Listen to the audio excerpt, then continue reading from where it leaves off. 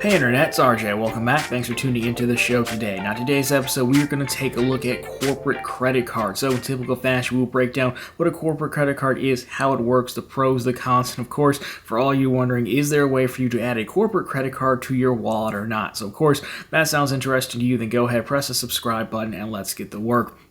Now, with most things, if you take a look at the main page of the channel, we have a dedicated playlist to all different types of credit cards. So I'll put that down below for you, as well as, the links to the actual business credit cards, because that's the closest comp to corporate cards, and that's really where we're going to pick this one up. So when you go to like any bank site, especially bigger, mid to big banks, right? At the top of the menu, you're going to see like personal, you're going to see wealth management, you're going to see small business, then you say maybe see corporate or enterprise, something like that. That's how we're breaking this down. So small business credit cards are going to be the cards we're most familiar with. So if you think about the Chase Inc. business line, those are small business cards, which really means that you and I can get them, being a sole proprietor, which is really business. You use your name as the company, your social security number. You can get them as a regular LLC like this. You name it. You really don't have to be, a giant business.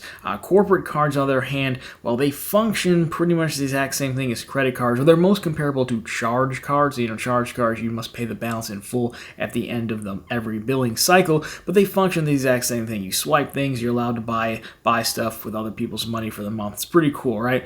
But the main difference here is who they're really targeted at.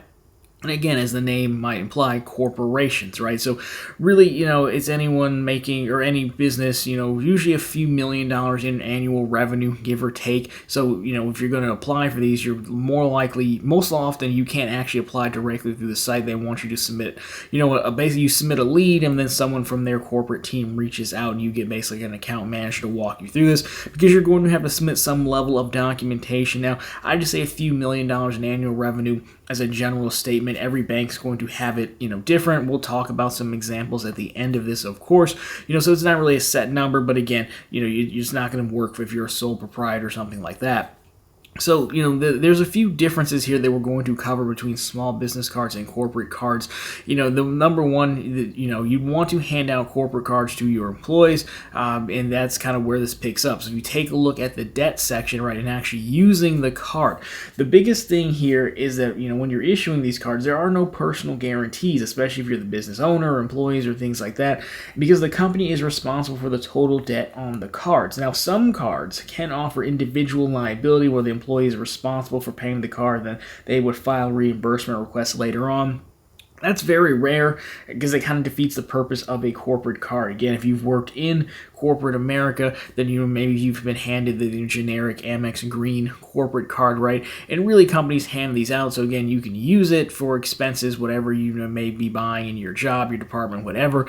And then, you would still usually have to submit receipts for that to verify, because again, you could technically buy whatever you wanted with the card, but you don't have to fill out an expense report to get reimbursed. So that kind of makes it easier for the company, even though usually there is some sort of internal policy about submitting receipts and things like that. Another reason this is good, because again, small business cards, remember, small business cards pull personal credit to get your approval. They don't report to personal credit unless you're you're delinquent, and then they do start to report to personal credit. There is a difference there. It's where corporate cards, if the company starts doing poorly, it's not going to start reporting to your personal credit, even if you're the owner, because the business is responsible, not necessarily you or any employee. So big distinction there. Now, that also means that you're not really going to be able to get away with applying with a social security number. You're really going to need a legit EIN, employer identification number, along with, your company documents and things like that to show you are incorporated, and everything back to our first point of why they'll have a business relationship manager actually reach out to you for approval. So the other big thing here is the software and expense tracking. Now, again, the main difference is, you can issue many employee cards on the small business side to your team, but and usually you're not talking that many cards, whereas corporate cards, again, for a corporation could be issued to many, many people, hundreds of people, thousands of people, tens of thousands of people. It depends on really how big your company is. So, your finance and accounting department really need an easy way to manage that. So another big difference here is the actual expense tracking software. Now, overall, some good examples here would be Expensify and Ramp. Now, overall, their cards are so-so at best, but they are corporate cards that earn, some cash back. I think Ramp earns 1.5. Expensify, not as good. You have to spend a ton of money on it to get 1 or 2% back. But the point is, again, Expensify and Ramp are also more so selling corporate software for managing invoices and expenses and things like that. And so having a credit card that rolls right into that software can make it easier for those departments to mass manage all of these accounts at once, set spend limits, print expense reports, marry up receipts to it, things like that. You name it, it's just going to be a lot easier. You have a lot more tools at your disposal than you would with your standard Chase Ink cash card, for example. Now, with that, the other thing we have going here is employee versus authorized user. Now, on small business cards, again, you can add employees, but those are technically you're adding authorized users to the card. Now, when you do that, it gets a little bit gray, again, depending on the issue and how they want to do it. But small business cards, again, you can add the employee cards. Though since they're considered authorized users, this could potentially impact their credit. Not all the time, right? Because, again, not every single time you're going to actually get their social security number and all of that stuff. So it really just depends on how the bank is set up. But there is a possibility for that. Is where, again, with corporate cards, there is no effect on personal employee credit or, again, even the boss, because, again, the company is making the guarantee, not, the individual. So, again, even if you want to go with small business, that's something to check as you add in authorized users, because, again, when you apply or we apply for small business, it does pull credit, and it will start to report if, you go in the negative for some reason. So, there, that's a big difference, a big pro as well, just kind of keeping everything separate for everyone involved. Now, with that, this stuff doesn't come for free, unfortunately.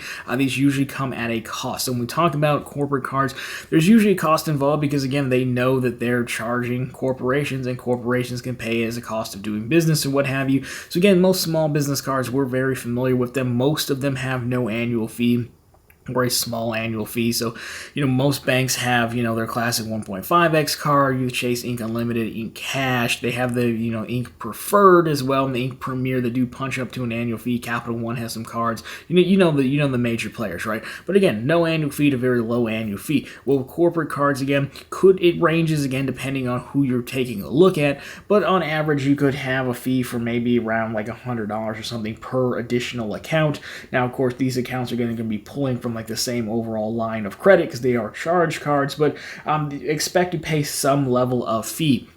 Which overall, again, if we go back to our examples now, Expensify and Ramp, I know those do not have annual fees. Those are kind of on the fintech side of things.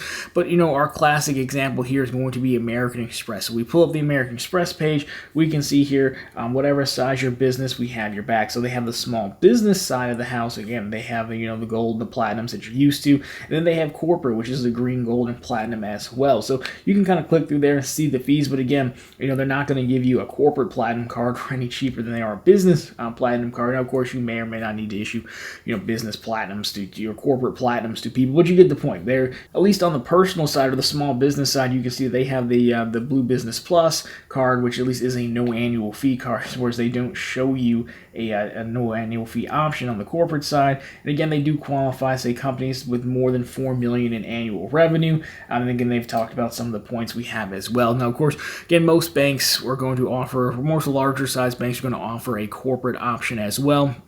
So it's really whatever you're looking for. In terms of rewards, again, they do offer some rewards, but the goal here really isn't, again, rewards. It's more so to help keep everything separate. It's more so to help with that personal first corporate guarantee, and it's more so to help with managing all these cards in one place via the software. So, unfortunately, I don't think there's a way that many of us are going to actually sneak in and get corporate cards the way we do small business cards. But the good news is, I really don't think you're missing out on much here. Again, these are specifically for a target use case, target group. So overall, not too bad here. So I don't have any myself, but if you guys do have experience with corporate cards, fun stories or whatnot, feel free to drop them down below. Anyways, guys, that's going to do it for this one. So, of course, if you liked it, drop me a thumbs up down below. If you found it particularly interesting, consider subscribing to the channel. So you're posting content just like this every week and right back here every Sunday with all the news you can use in the week that was in credit and finance. Again, question for you guys, sound off down below. For those of you who have had a corporate credit card before in the past or even had to get them for your business, love to hear your thoughts and your experiences on that. Anyways, guys, that's going to do it for this one. As always, thank you so much for watching. Talk to you very soon in the next one.